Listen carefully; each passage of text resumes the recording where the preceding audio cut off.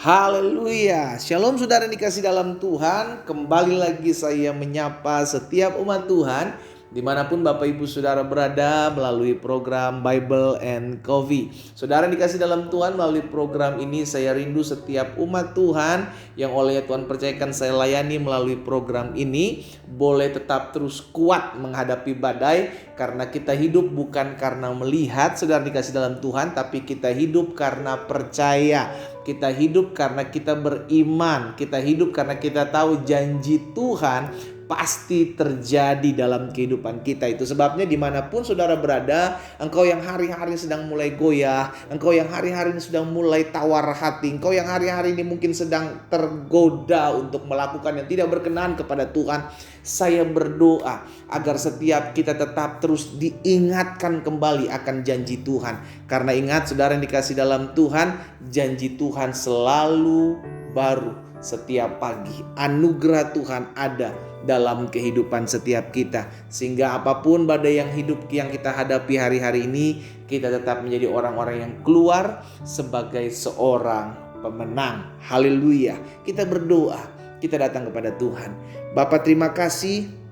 Kami mengucap syukur karena kasih karunia Allah itulah yang menguatkan kami. Kami mengucap syukur karena pemeliharaan Tuhan yang menolong kami untuk kami boleh ada sebagaimana kami ada saat ini. Itu sebabnya kami perlu tuntunan, kami perlu arahan firman Roh Kudus. Sampaikan sesuatu bagi kami, perlengkapi kami sehingga kami memiliki hidup yang memuliakan nama Tuhan. Di dalam nama Tuhan Yesus Kristus kami berdoa. Haleluya. Amin, amin. Puji Tuhan. Nah, saudara yang dikasih dalam Tuhan, ada satu perkataan Rasul Paulus yang kita tahu tentang hal ini, yang sering kali kita dengar ya, dalam Galatia pasalnya yang kedua, ayatnya yang ke-20. Galatia pasalnya yang kedua, ayat 20. Apa yang dikatakan dia? Aku hidup, namun aku hidup, tetapi bukan lagi aku sendiri yang hidup. Rasul Paulus sedang mengajarkan kepada setiap kita bahwa kita hidup nih sekarang nih, tapi bukan kita lagi yang hidup dalam hidup kita. Siapa dong? Melainkan siapa? Kristus yang hidup di dalam aku. Sampai sini dulu saudara ya. Rasul Paulus bilang aku hidup, tetapi bukan lagi aku sendiri yang hidup, melainkan Kristus yang hidup di dalam aku. Rasul Paulus menyadari aku sudah diselamatkan. Kalau aku sudah diselamatkan, berarti aku menjadi hamba pribadi yang menyelamatkan aku. Berarti hidupku milik Tuhan yang menyelamatkan aku. Amin. Sama seperti kita menerima Kristus sebagai Tuhan dan Juru Selamat, berarti kita sudah menyerahkan hidup kita. Tuhan, ini aku, pakai aku hambamu. Kenapa? Karena tubuh kita sudah dibeli.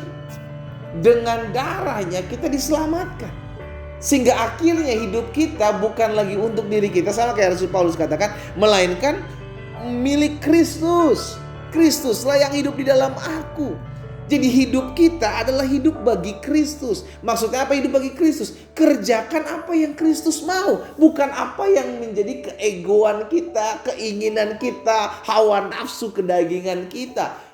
Karena biar bagaimanapun saudara dikasih dalam Tuhan, setiap hari kita diperhadapkan dengan pilihan, mau mengikuti keinginan daging, hawa nafsu kita, atau kita mengikuti keinginan roh. Dan itu seringkali bertentangan saudara dikasih dalam Tuhan. Nah, kita lanjutkan ya. Dan hidupku yang kuhidupi sekarang di dalam daging adalah hidup oleh iman dalam Anak Allah yang telah mengasihi aku dan menyerahkan dirinya untuk aku. Jadi ada dua hal di sini yang Rasul Paulus bagikan buat setiap kita. Yang pertama, hidup bagi Kristus. Hidupku yang kuhidupi sekarang ini, yang sudah diselamatkan ini, bukan lagi aku, melainkan Kristus yang hidup dalam aku. Tapi di sisi lain, hidupku yang kuhidupi sekarang ini, hidupku yang kujalani sekarang di dalam dagingku ini adalah hidup oleh iman. Wah, ini penting untuk kita menyadari dua hal ini. Hidup bagi Kristus dan hidup dalam iman. Hidup bagi Kristus berarti kita menyerahkan hidup kita. Tuhan, pakai hidup saya. Jadilah apa yang Tuhan mau. Jadilah apa yang Tuhan pandang baik dalam hidup saya. Saya cuma hamba. Seharusnya. Itu yang bisa kita buat setiap hari. Dan di sisi lain kita menyadari, dan hidup yang sekarang ku hidupi dalam daging, selama aku berjalan dalam daging, selama aku berjalan dalam dunia ini, aku menjalani hidupku ini, aku hidup pakai iman.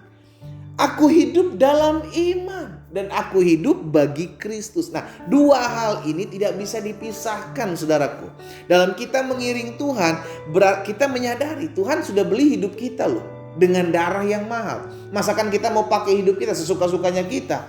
Nanti sambil berkata, wah Tuhan kan udah berkati saya, Tuhan tolong saya, Tuhan pasti buka jalan. Tapi giliran untuk menghamba, mengabdikan hidup kita kepada Tuhan, kita bilang nanti dulu lah. Giliran disuruh mengampuni sesama kita, kita bilang nanti dulu lah. Padahal Kristus mengendaki kasih. Ampunilah orang yang menyakitimu, berdoalah buat orang yang menganiaya kamu. Itu kehendak Tuhan, dan itulah yang harus kita lakukan sebagai seorang hamba. Perintah Tuhan kita.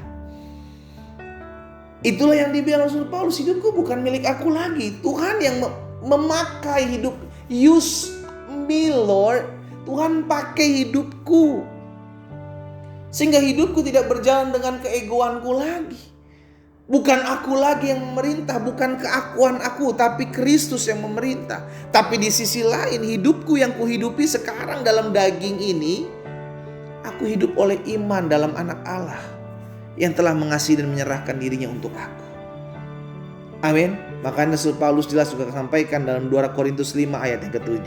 Hidup kami ini adalah hidup karena percaya, bukan karena melihat. Hidup karena percaya, bukan karena melihat. Hidup memakai iman, mengarahkan pandangan kita kepada Kristus.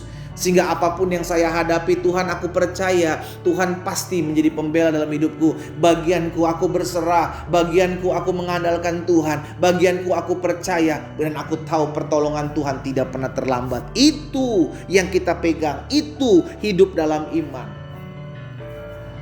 Dua hal ini saya bagikan buat setiap kita, karena kita menyadari kasih karunia Tuhan menyelamatkan kita. Kasih karunia Tuhan yang menyelamatkan kita membuat kita memiliki dua hal ini. Yang pertama, hidup kita bukan lagi milik kita. Kita gak boleh berjalan dalam keegoan kita. Betul, kita punya kehendak bebas, kita punya free will, kita punya keputusan-keputusan. Tapi Alkitab jelas mengajarkan, hidupmu bukan milik kamu lagi. Hidup kita milik Kristus, hidup kita sudah ditebus. Dan ketika kita menjalani kehidupan kita, Rasul Paulus mengajarkan hiduplah dalam iman. Sehingga apapun yang kita hadapi, pandang pada Kristus. Apapun yang kita gumuli, kita percaya kalau kita menghambakan diri kita kepada Tuhan, maka Dia sebagai Tuhan akan memelihara hidup kita. Ketika kita menghambakan diri kita kepada Tuhan, maka Dia sebagai Tuhan akan membela dan menolong perkara-perkara kita. Ketika kita menghambakan diri kita kepada Tuhan, maka Tuhan tahu kekuatan yang berasal daripadanya akan dilimpahkan kepada kita tatkala kita berserah. Kita berdoa, kita datang kepada Tuhan. Bapa, terima kasih. Hari ini kami diingatkan firman Tuhan. Kami hidup karena kasih karunia Tuhan. Kami hidup karena kemurahan Tuhan. Kami hidup karena belas kasihan Tuhan. Itu sebabnya hari ini kami diingatkan bahwa hidup kami bukan milik kami lagi. Hidup kami milik Kristus. Hidup kami kepunyaan Tuhan. Dan hidup kami yang kami jalani saat ini adalah hidup pakai iman kepada Kristus, Anak Allah yang telah mengasihi kami. Hamba berdoa buat setiap umat Tuhan. Biar setiap kami menyadari tubuh kami milik Kristus. Kami gak boleh melakukan apa yang kami mau sesuka-suka kami. Karena hidup kami sudah dibeli. Dan biarlah Kristus dimuliakan dalam hidup kami. Hamba berdoa juga buat yang sakit. Allah jamah dan sembuhkan di dalam nama Yesus. Tuhan sembuhkan yang sakit. Tuhan jamah, bukan yang lemah, yang berbeban berat, yang perlu pertolongan dimanapun mereka berada. Hamba berdoa dalam nama Yesus. Roh Kudus berikan kemampuan, kesanggupan untuk mereka melihat kemuliaan Tuhan. Di dalam nama Yesus kami berdoa. Haleluya. Amin.